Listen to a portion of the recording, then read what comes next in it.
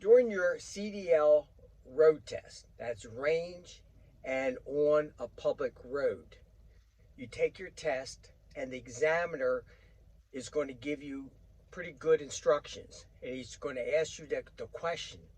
Do you have any questions? Do you understand what I am telling you? Some students be so nervous and not say anything. Yeah, it's okay. Let's go on. That could be not good. It's always good to ask questions. The discretion of the examiner may come into effect. Let's say you're doing the final range test, the reverse offset. You back in the alley, your rear bumper is in the 3-foot box, and you get back in the tractor and you blow your horn, signifying that the test that you have completed the test. But maybe you didn't check the right side of your tractor trailer, but the examiner walks over there, looks, and the right corner of the trailer, in front of the trailer, looks like maybe on the line. Maybe. Some examiners, if he thinks it's on the line, they'll say, that's a fail. Not so quick. Most states would tell the when they train examiners, they say, give the student the benefit of the doubt. Yes, use your discretion, but don't go and get a ruler, a flashlight, or whatever, get on hands and knees to try to determine if that right corner is really on the line. Maybe it's an eighth of an inch on the line. Then the examiner's manual, always read the manual for the examiner, not the student driver's manual. I'm talking about a manual for the examiners in every state. And it talks clearly about the benefit of the doubt. If it's clearly on the line, okay. But if it's not, and you got to get in your hands and knees and get a ruler or a stick or whatever to determine, come on now. Give the benefit of the doubt to the student. Good discretion on your part. So don't be so quick on failing students if your examiner listened to this. Okay, so the student's on the highway and the traffic comes to a stop. So he's coming from a 50 mile an hour, comes to a stop. Traffic starts moving, then the student stalls it.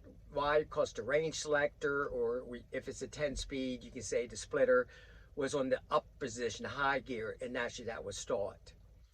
So the examiner may just wait a second because the student doesn't have that much time. The student figures it out really quick. Puts the splitter, with the range selector, splitter down, starts it up, and he just moves forward. The discretion of the examiner, he says, he gave the student a chance to start up. It's not an automatic fail if you should stall. If you are creating a dangerous situation, that's a different story. Anytime you create a dangerous situation. So discretion on this examiner probably used discretion. He says, I'm going to give the guy a second before I say that's a test.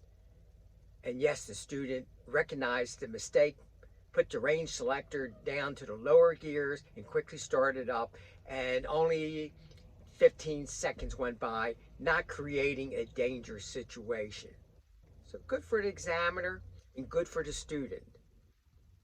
But the student would stall at once and then do the same thing again. That's a different story. He's not thinking, he's in a panic mode, and so you really have to think. So if you're a student out there and you should stall, start the truck up. Most of the time it's the range selector or the splitter down in the high area. And once you stall, you need to get the range selector, or if you want to call it a splitter, down to the lower gears and start it up and move forward. And let the examiner call it a test or not. If he says to fail or pass, let him do his part, you do your part. So making a left-hand turn and a car's coming down the road, once again, the examiner's got to think. It said, did the student cut this car off? If it's not clear, the examiner is going to use discretion and probably let it go. Or if the car hits the brakes, now it's clearly you cut the man off. So there's a lot of cases where examiners going to have to use discretion. Hopefully discretion be good. Some are very quick to fail students, and some are very, very good at what they do, and they're just not going to go around. They're not out there to fail you right away. So if you're fairly decent and you're doing a great job and you make one little mistake, long as it's not one of the 5 automatic fail mistakes. There's on the test, there's 5 automatic failures.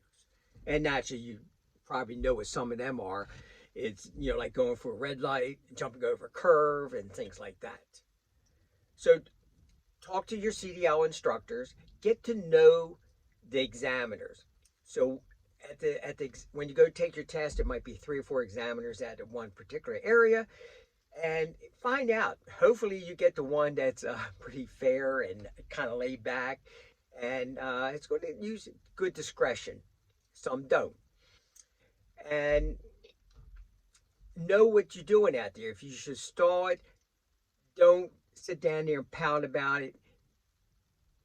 Know what it is. Most likely it's the range selector splitter. And do what you got to do and start it, and let the examiner call it.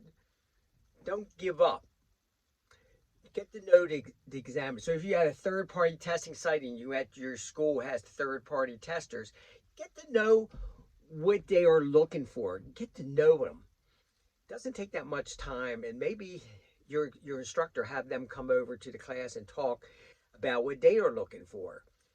So hopefully this video will be some help to you, and it is all about discretion. Is it a fail or is it a pass? Great examiners out there. They're trying to do their best.